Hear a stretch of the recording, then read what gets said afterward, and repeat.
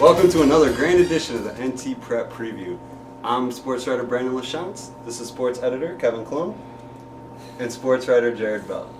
This week we'll talk about our two local volleyball teams in state, what cross-country runners did at state this past weekend, and prep football playoffs. Let's start with volleyball.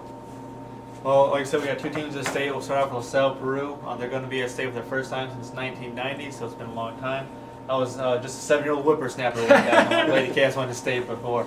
And they are starting off against Chicago Peyton, a team that's had some recent state experience. They got 4th place in 2008 and 2010. LP is, has a pretty good shot out thing in this match. I mean, Peyton has a good record, and they've, had some strong competition. They have a 6'3" sophomore hitter who leads their team, but LP has a whole bunch of different hitters, and they have Katie Olson at setter, and so they've been playing really well the last couple weeks.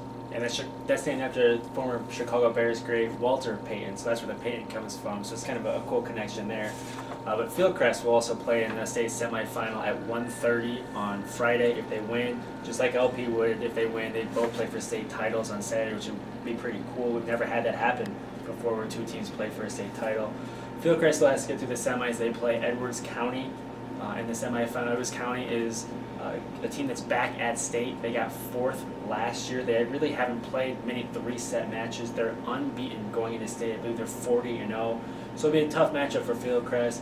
If they win, they would play the winner of Elmhurst, IC Catholic, and DMAC, who's the defending state champion. So it's a very tough road for Fieldcrest if they want to get the state title, but you never know, anything's possible. In cross country, we had 6 individuals and 2 teams advance to state this past weekend. Yeah, it was a really good showing for our runners at Detwiller Park in Peoria. I'll start off with the girls in 2A. Leslie Roker from LaSalle Peru finished 20th. They're in all-state honors. And from what I can tell on the ISA website, it's the first time any LP runner, boy or girl, has gotten all-state honors. So that's a pretty big accomplishment for her. In the 1A girls race, Maria Baldwin from Fieldcrest got all-state for the 3rd time in her career. She got 21st. And Danny Art from Marquette got all-state for the 1st time in her career. She's had a great career. She's had some injuries a lot in the postseason that's prevented her from getting all state before. So she did this time, got 24th, got one of the last spots. And then in the 1A race for the boys, Henry Midland's Alex Pettis, he got 8th. So it's pretty impressive to finish in the top 10.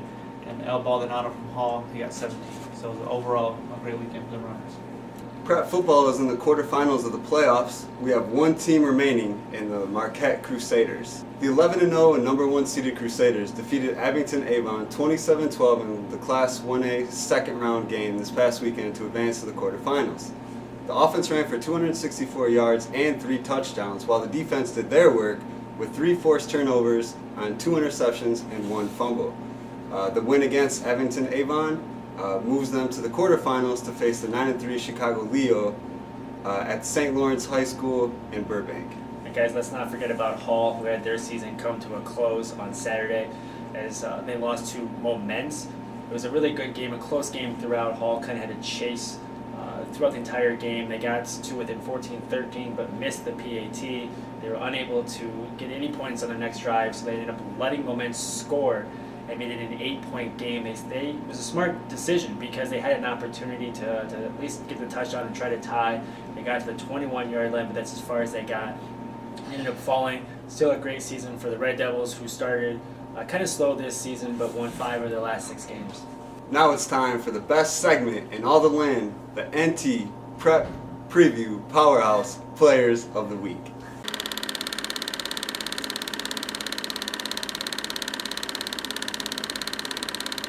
Well, guys, our first Powerhouse Player of the Week this week is Fieldcrest senior outside hitter Caitlin Peterson. She had quite the strong week last week as the Lady Knights advanced to the state tournament in a sectional semifinal win against Mount Assisi. She had 14 points and 11 kills.